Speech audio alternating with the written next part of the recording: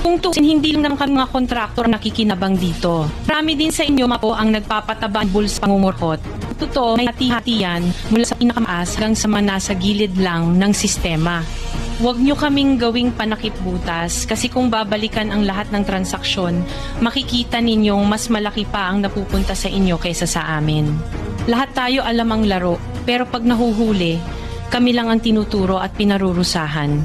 Kaya huwag ninyong ipakita sa publiko na malinis kayo dahil sa bawat proyekto may kapalit na porsyento para sa inyong mga opisina. Ang sistema mismo ang nagtutulak sa amin na sumunod. Kung hindi kami papayag, wala kaming makukuhang proyekto. Pero sa likod niyan, kayo rin ang pinakaunang nagdidikta kung magkano ang dapat itabi para sa inyo.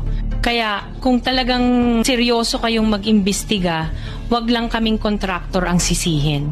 Tingnan ninyo rin ang mga pangalan na nakaupo ngayon sa mga komite, sa mga ahensya, at lalo na sa mismong mga nagpapalakad ng gobyerno.